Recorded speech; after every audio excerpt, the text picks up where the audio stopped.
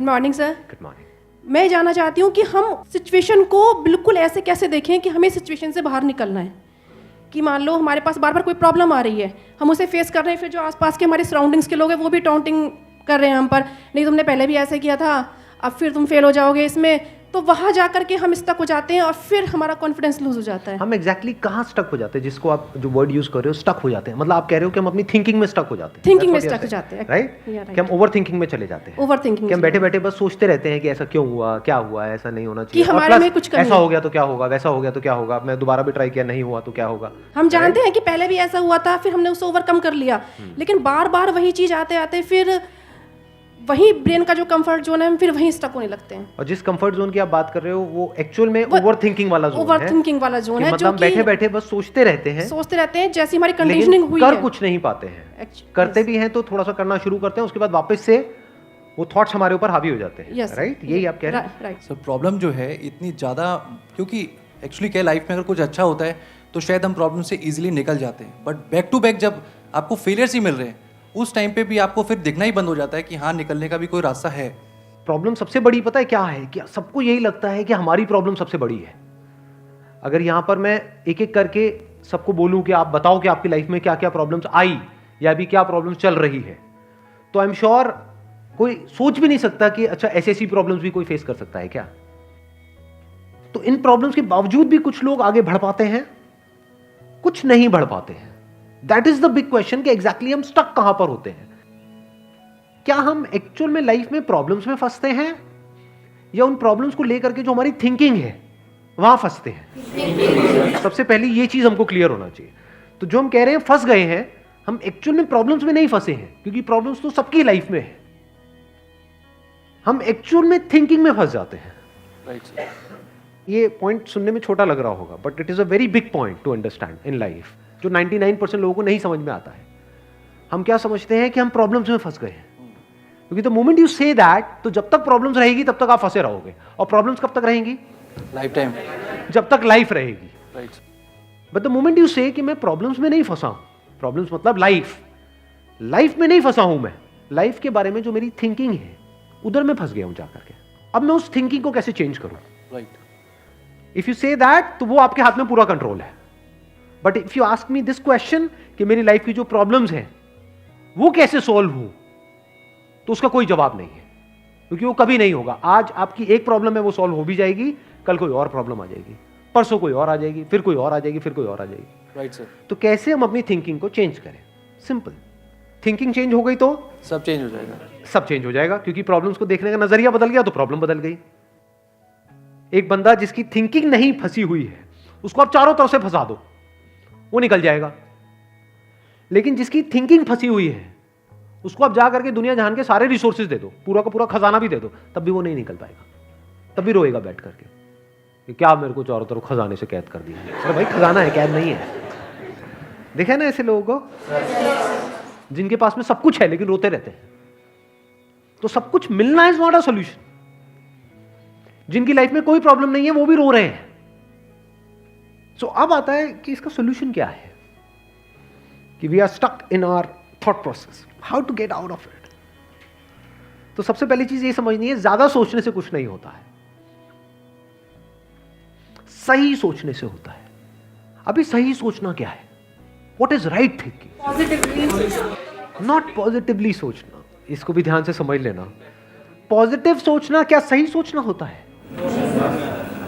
For example, आगे आप जा रहे हो, किसी जंगल में हो और आगे दलदल है और आप पॉजिटिव सोच रहे हो, मेरे साथ में कभी कुछ गलत हो ही नहीं सकता, मैंने ताबीज पहना हुआ है, ये मुझे बचाएगा। बहुत लोग हैं बहुत पॉजिटिव है लाइफ को लेकर के, बट क्या उनकी सोच सही है? अभी सही सोचना क्या है? सर मेरे हिसाब से मतलब इंटेलिजेंसी से सोचना, कि मतलब कुछ ऐसा सोचे कि आगे जाके हमें कोई हानि ना हो, कि एक इंटेलिजेंट माइंड से सोचे। अभी इंटेलिजेंट क्या है और फूलिश क्या है? एक है फूलिश तरीका सोचने का, बेवकूफों की तरह सोचना, एक है इंटेलिजेंस के साथ में सोचना। What is intelligence? जिसको हम इंटेलिजेंस कहते हैं वो इंटेलिजेंस क्या है? साइंस को इंटेलिजेंस कह सकते हैं? नहीं कह सकते। नहीं कह सकते। तो किसको कहोगे? सुपरस्टिशंस को इंटेलिजेंस कहोगे? सुपरस्टिशंस मतलब क्या? बिलीफ, कुछ भी मान रखा है उसको पकड़ के बैठे हुए उसके हिसाब से एक्ट कर रहे हैं। उसको इंटेलिजेंस कहोगे या साइंस जिस तरीके से आगे बढ़ रही है उसको इंटेलिजेंस कहोगे? एग्जैक्टली। तो साइंटिफिक वे ऑफ थिंकिंग समझना पड़ेगा, वो क्या है, उसको अपनी लाइफ में लगाना पड़ेगा, तब आप कह सकते हो आपकी जो थिंकिंग है वो सही है। अब ये साइंटिफिक थिंकिंग मतलब क्या? रियलिटी को एज इट इज देख लेना, दैट इज साइंटिफिक थिंकिंग। यही तो है, और क्या है? There are laws of this universe, उसको एज इट इज देख लेना, उसको ऑब्जर्व करना, यही तो है साइंटिफिक थिंकिंग। उन लॉज को बदलना नहीं, क्योंकि साइंस बदल नहीं सकती उन लॉज को। लॉ ऑफ ग्रेविटी को साइंस बदल नहीं सकती है, उस लॉ को समझ करके उसके हिसाब से एक्ट कर सकती है। इसी साइंटिफिक थिंकिंग को अगर हमको अपनी लाइफ में लगाना हो तो इसका मतलब क्या? एक थिंकिंग हो सकती है लाइफ से रिलेटेड, जो भी आपके दिमाग में कचरा भरा पड़ा है बचपन से लेकर के आज तक, जैसा आपको समझाया गया है लाइफ के बारे में। किसने समझाया है? वो लोग जो खुद नहीं समझते, लाइफ के बारे में अपने अपने बिलीव्स बनाए हुए हैं, अपने अपने स्टैंड पॉइंट से लाइफ को देख रहे हैं।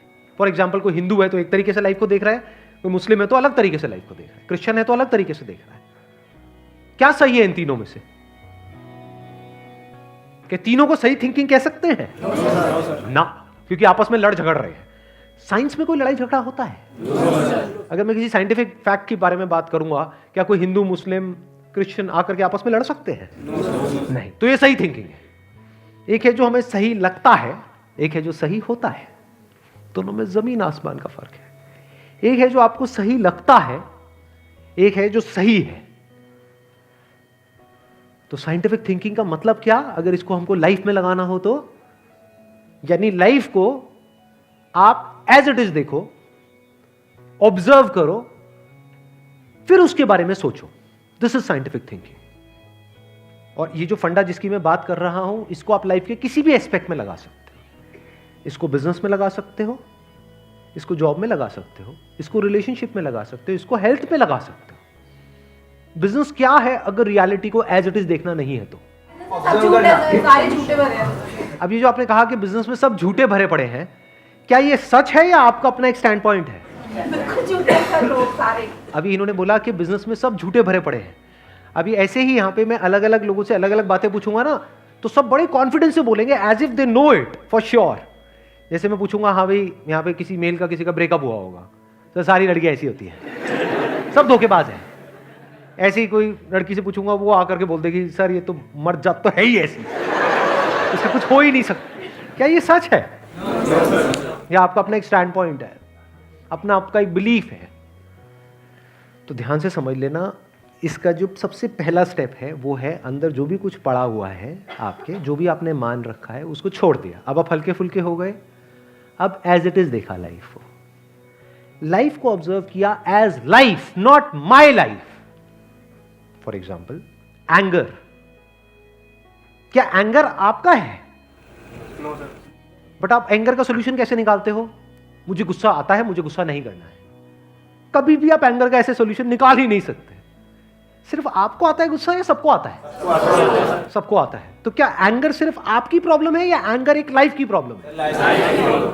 Fear, if you can look at fear, not your fear और माई फियर, फियर, डर है ना, वो डर क्या है? Can you look at it? इसको बोलते हैं साइंटिफिकली चीजों को देखना। रिलेशनशिप, नॉट माई रिलेशनशिप और योर रिलेशनशिप, रिलेशनशिप। तो इस तरह से जब हम चीजों को देखते हैं ना, not from a subjective point of view but from an objective point of view, जैसे एक साइंटिस्ट देखता है,